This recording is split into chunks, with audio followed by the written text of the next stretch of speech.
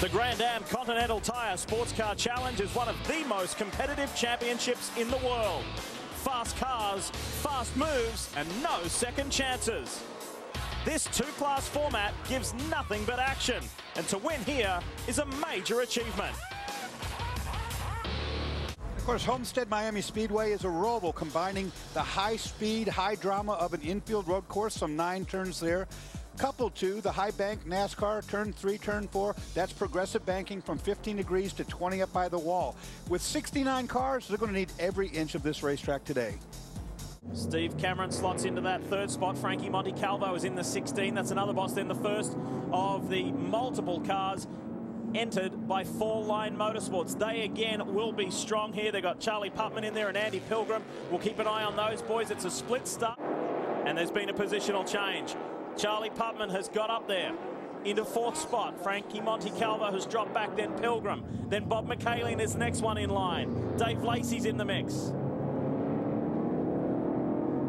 The first of the BMWs there. We talked about they have an air restrictor placed on them since round 1, Dorsey, and it has affected their horsepower. But when you talk to the teams, they said, more importantly, the torque off the corners. We don't have the torque of the Mustangs, and by taking a little bit away that we think it will have an effect over the course of this season. But still looking pretty good in the early going up to 4th position. You know, depending on who you talk to, that restrictor, they say took about 20 to 30 horsepower off the engine, but it took 11 foot-pounds of torque, and without a torquey motor to begin with, they just don't get off these corners as well as those big V8 Mustangs are. Oh, sneaking through on the inside of Frankie Montecalvo is Andy Pilgrim. Andy had a good run at the Fresh from Florida 200, the opening round of the season. Great to have him in the Continental Tire Challenge. And he is now out after Charlie Putman. So the Fall Line cars beautifully prepared, and they are in the zone. He is being pressured by Steve Cameron, who's put in a really nice drive so far. He really has, but Andy's the man on the move. The BMWs didn't qualify that well, but we saw Andy lead so many laps in round 1 at Daytona.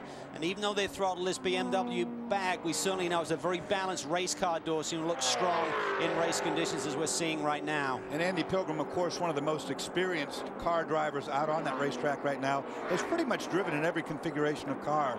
No question his ability to get the car around the racetrack. The 48 of Charles Putman, who finished 2nd along with Charles Espinlaub at the Fresh from Florida 200 a month ago at Daytona. Running well, running consistent. He's in 6th position at the moment. Let's go to the Fall Line camp with Brian. Well, Lee, you remember those closing laps at Daytona, how exciting it was. And Charles Espinlaub, you were in that Fall Line BMW. You know how well it ran and how good the competition was. Obviously, the series looking to make sure that the competition stays close. What do you guys have to do to adjust to the changes that have been made to the BMW? You know, obviously, I understand what the series has to do, adjustments, etc., etc. So the Fall Line guys, the brain trust up there has been working their butts off since Daytona, trying to maximize what we can get out of this BMW chassis. We've got it where the power down's going good. The less power that we have, obviously, but the power's going down very good. So we're able to make up some of that time that we lost with that restrictor. Lots of hard work. The guys didn't get much sleep, but we really appreciate all the hard work they've been. And Eric Curran in the Fall Line BMW, just like Terry, is in the top 5. There's the 2nd place car of Charles Espinlaub. Billy Johnson still stuck to the back of that car. So unable to find a way through. And this battle, this scrap has been going on for many, many laps now. Fuel only for Charles Espinlaub in the number 48. They're good with the balance of the car. They're good with the Continental tires that are on it. Fueling is done, and Espinlaub will be back in the fight right now. Good fight here for 2nd place overall and in GS. Pressure is coming on Billy Johnson from Terry Borchella. Pressure on. However, behind him, a multi-time series champion, Terry Borchella, in a very fast Fall Line BMW, who's not afraid to mix it up. We know about Billy's youthful exuberance and aggression. Well, Terry is an old master. We switch it over to GS, and just 1 point in it. How about Andrew Hendricks? He'd be loving things, sharing that ride with Terry Borchella. The young man's learning a lot from Terry's tuition.